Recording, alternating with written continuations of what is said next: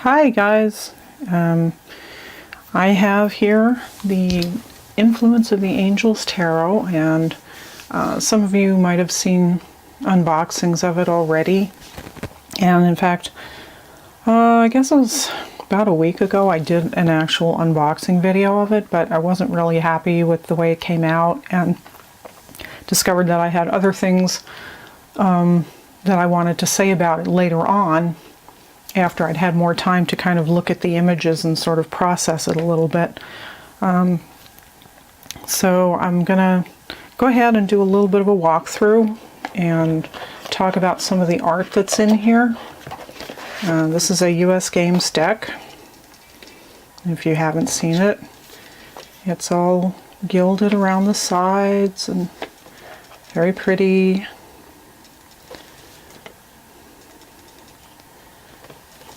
And there's the back. Shows a couple of the cards. So, and it comes with this nice little book. It's very thick. And has a couple of spreads in the back. It's got the Influence of the Angels spread, Heart of the Matter spread, a little bit about the authors. And mostly it's just black and white with black and white image of the card, talks about some of the symbolism, and it gives like direct meaning and shadow meaning and angelic message on each card. And it doesn't really talk about the artwork the way I hoped it would. I mean, it goes into some of the symbolism, like on the World card, it talks about red is the color associated with energy, enthusiasm, and action. It talks about the rainbow mandorla. We'll see that in a bit. But it really doesn't talk about where the art came from, which kind of surprised me. It was a little disappointing because I have the Touchstone Tarot, which I almost hesitate to bring up because it is out of print and is going for fantastic sums if you can even find a copy of it. If you've never seen it, we'll take a look at that in a bit. So, like I said, I kind of hesitate to talk about it since it's very hard to come by now. But I wanted to go ahead and do just a little bit of a walkthrough with these cards and discuss a couple as they come up. The Fool,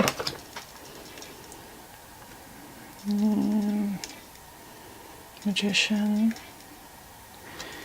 and an angel deck may seem like kind of a strange choice for someone who considers themselves a practicing pagan and a witch, but I don't find the angels to be that overt or intrusive, and the artwork in this is really, really beautiful. There's a lot of collage decks out there now that draw on old art, and frankly most of them aren't very good, but this one is, it's another one that's very close to Cat Black's Touchstone deck. And I haven't had time to like go through and research all the artwork that's used in this deck, which is kind of a shame, but that could take all day if I was going to do a video about that.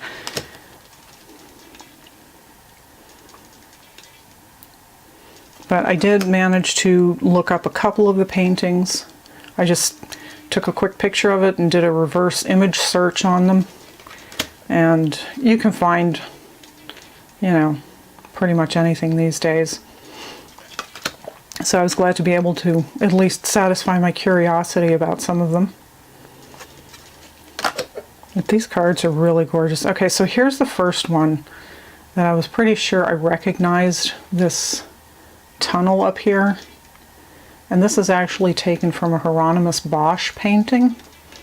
The bottom I don't know about. The bottom is not part of the Bosch painting. I'm not sure where that was drawn from, but this is an example of, you know, blending the collaging that they did. Jody Boginski, Barbesi, and Karen Boginski, I'm assuming they're sisters, who put this deck together. Just a beautiful temperance card. Of course, temperance in the Rider-Waite-Smith tradition is depicted as an angel anyway, so I'm kind of used to that. Interesting devil card. I have not looked this one up yet, I'm sorry to say. I wish I could give more information on that. But like I said, if I was going to do that, this would take all day. Oh, star card. I tried to look this one up, and I did find it, but it was on this weird kind of directory, and it didn't give any information about the painting. But I did actually take a picture of it, and it actually makes a very nice background if you wanted to use it like on your phone.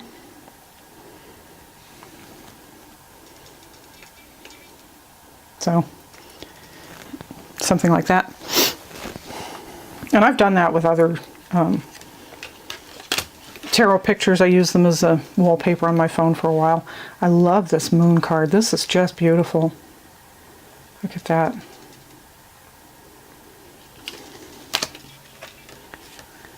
And the sun.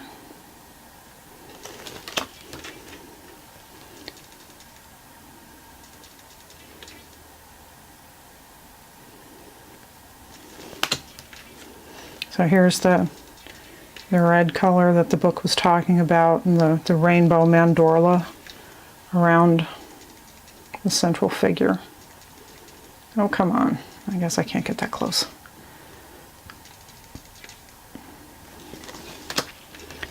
Okay, so here's one that I instantly recognized. At least the top part of it is from, that's a William Blake.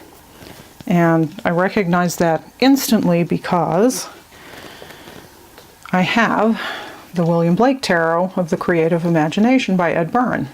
And as you can see, it features prominently on the front of the box. And the book. And is card number 4, which the book calls Urizen. I think I'm pronouncing that right. If you're a Blake scholar and I've said that wrong, feel free to correct me. Oh yeah, that's a nice deck too. But that's the only Blake I recognized in the influence of the angels. So, not being an art scholar myself, unfortunately. Oh, and this one, I know this one. You guys have probably seen this used on all kinds of stuff like book covers and whatnot. I don't know. I can't remember who painted it or what it is.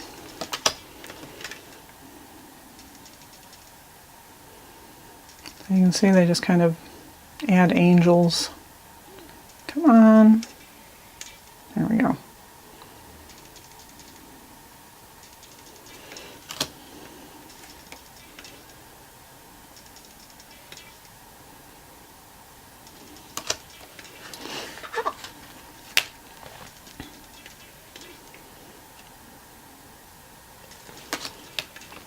I really like this Eight of Wands card. This is very different.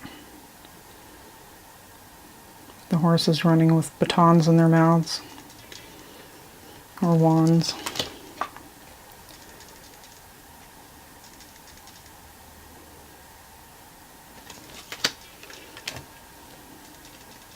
So as you can see, it's very Rider-Waite-Smith based. And here's where it gets kind of interesting. All of the court cards are paintings of famous people who are actually identified in the book. So the Page of Wands here, let's see if I can find her real quick. Where's the wands? Oh, these are not in the same order that I normally keep my decks in. I always go Wands, Swords, Cups, Pentacles. This one puts the suit of Wands in the back last. Okay, so the Page of Wands is Angelica Kaufman, who lived from 1741 to 1807, and here she's portrayed as a teen, but she was herself a successful European painter. So that's kind of interesting. And then the Knight of Wands is Samuel de Champlain, who I think probably a lot of us are familiar with from history classes. French navigator, explorer, and cartographer, who lived from 1574 to 1635. And then the Queen of Wands. Again, I don't know who did these paintings. I haven't looked them up, and unfortunately the book does not say. Is Marguerite de Navarre, 1526 to 1549. So, she died very young.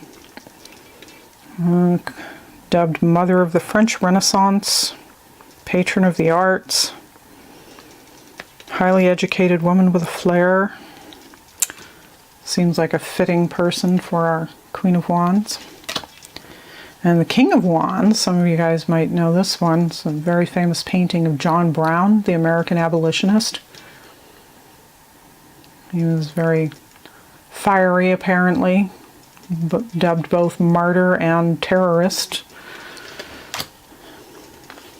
And I'll go through the cups and then talk about the...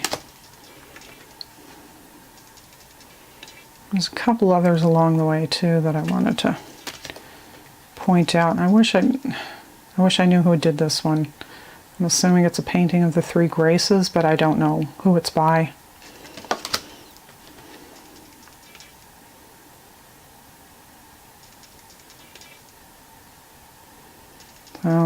Just beautifully, beautifully done. They picked some really great art. This is a painting by the pre-Raphaelite painter Evelyn de Morgan, and I believe it was called In Memoriam. And I think I looked this one up online too. The background has been changed. It's been kind of dulled down a bit to more in keeping with the spirit of the Five of Cups. And of course the cups were added in, they weren't present in the original painting, and the dress was more of a purplish color. But it's beautifully done, just beautifully done. And again, like I said, that was by Evelyn de Morgan.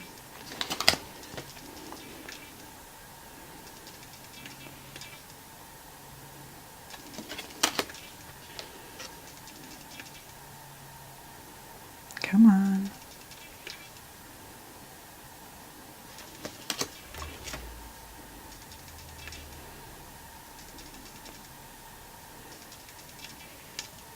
There we go. All disembodied heads there.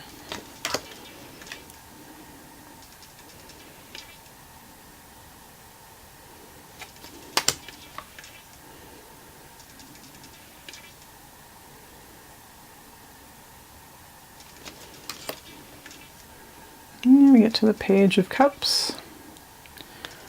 Let's see what we can find out about him. Go backwards here. So I put cups first. There you at.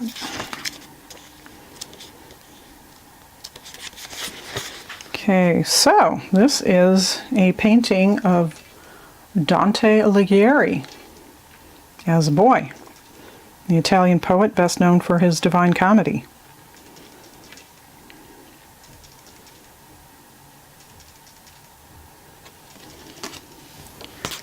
And our knight is, the famous lutenist John Dowland.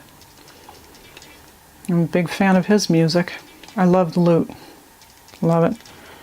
English musician, composer, and lyricist.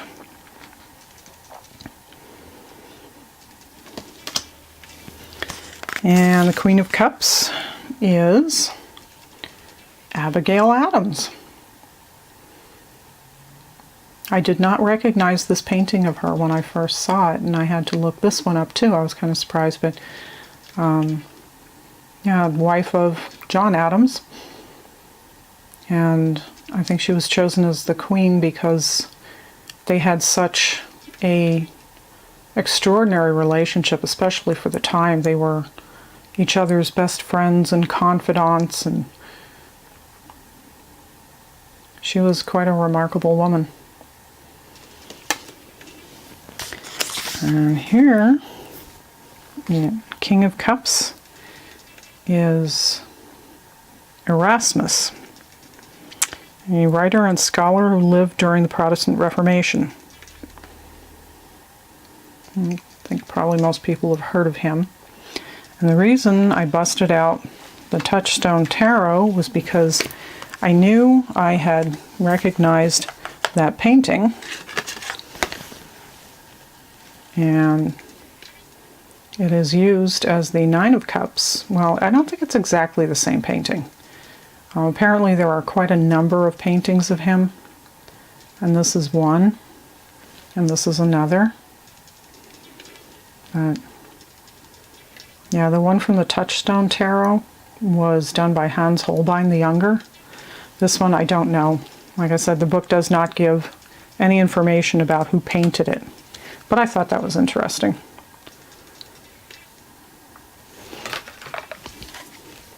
So anyway, back to our Influence of the Angels.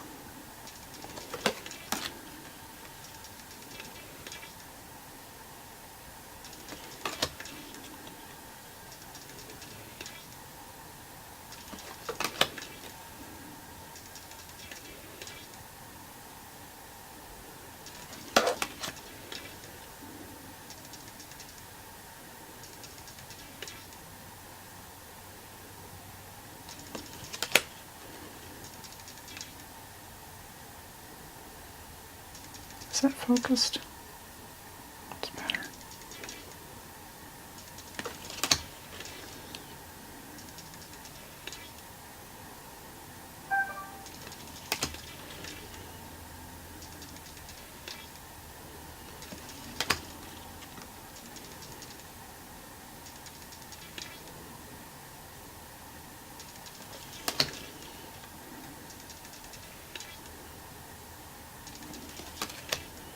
And the Page of Swords. Let's see who this is.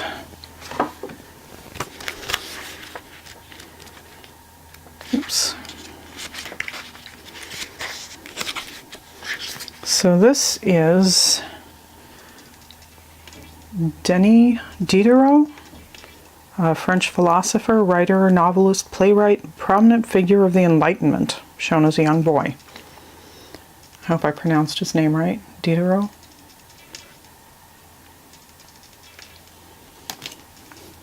And our Knight of Swords is, interestingly, Niccolo Machiavelli. I'm sure everybody's familiar with Machiavelli, or the term Machiavellian.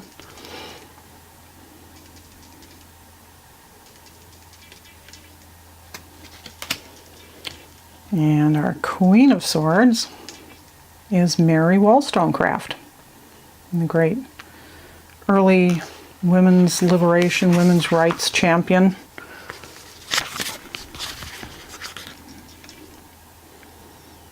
English writer best known for A Vindication for the Rights of Women, written in 1792.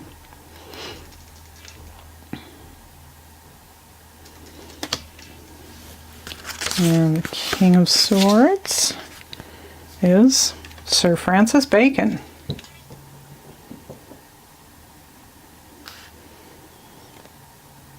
Lawyer, career politician.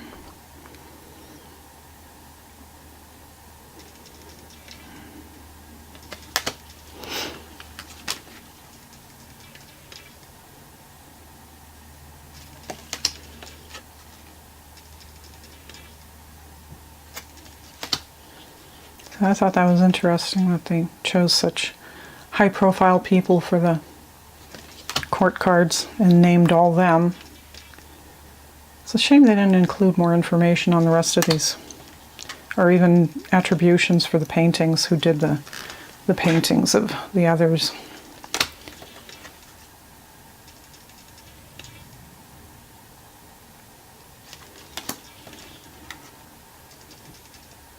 This is lovely.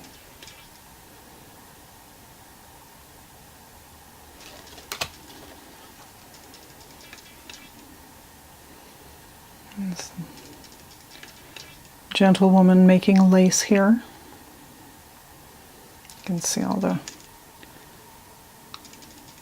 lace bobbins on the table.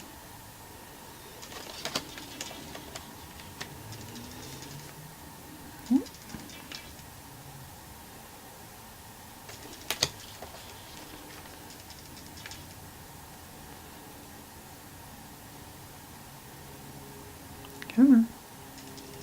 Am I focused? That's better. And let's see who we've got in our pentacles here. So the page is James Watt. He's a Scottish inventor and engineer. Obviously when he was very young.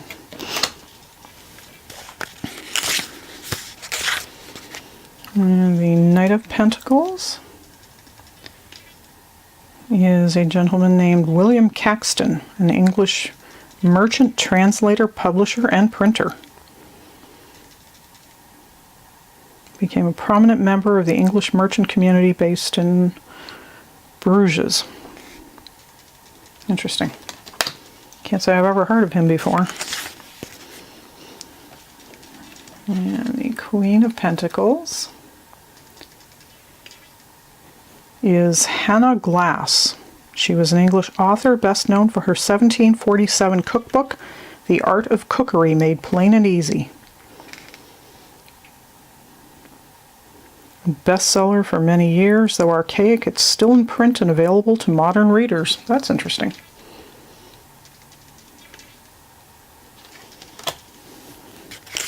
And finally, our King of Pentacles. I'm sure everybody has heard of Giovanni de' Medici, circa 1360 to 1429, founder of the Medici Bank, which gave birth to the Medici family's rise to power. Got his start in banking through a cousin. Oh, yeah, very good choice for our King of Pentacles.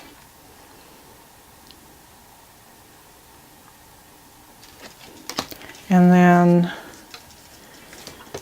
it just comes with a couple of little information cards, in addition to that nice little book.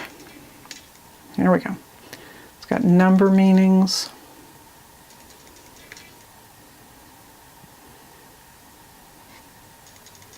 If you want to look at that more, you can just pause. And then just general suit meanings.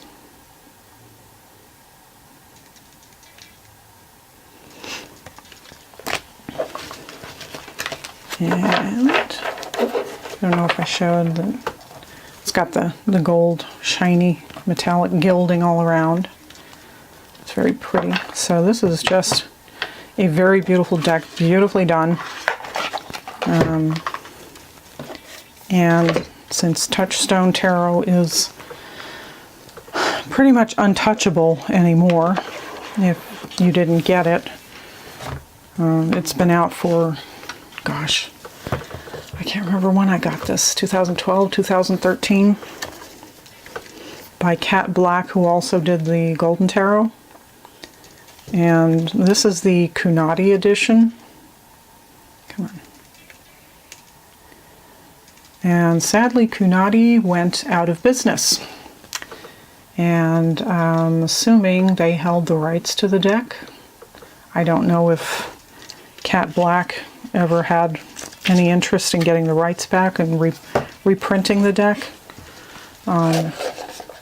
But yeah, this was, I think this was the very first deck that I ever got with the gold foil edging like this.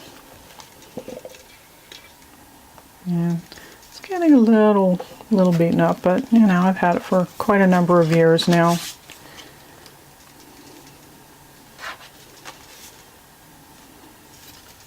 I don't want to spend too much time on this, like I said, because it's just impossible to get anymore, which is just an absolute tragedy, because these cards, let's see if I can, yeah, get that glare off. It's so beautiful.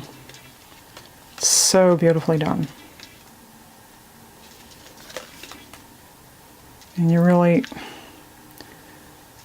this thing's almost, it's too light. The card is actually darker.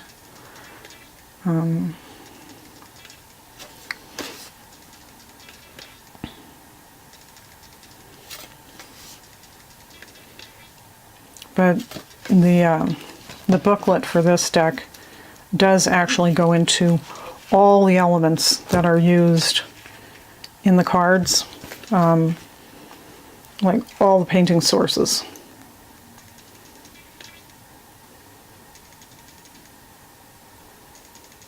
You know, where it got the main figure and maybe the flower pots and elements in the background if they were sourced from different paintings. And she gives all the attributions, which I really loved. It's just, it's such a crying shame that this is not available anymore, because it was so beautiful. But anyway, I want to belabor that, like I said, since you can't get it anymore. This is one of the ones that, where'd it go? Came out back when everybody was doing the Happy Squirrel cards. It was right after, I guess, right after that Simpsons episode, when they got the Happy Squirrel card in a reading. It was some dire prediction.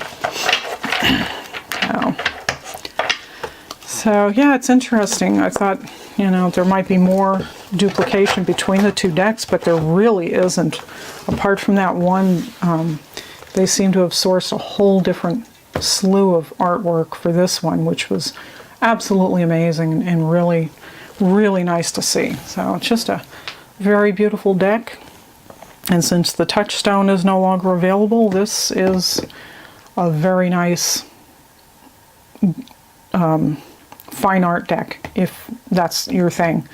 So anyway, hope you enjoyed this, and I'm gonna go away, and everybody enjoy the rest of your weekend and take care, and we'll talk to you soon.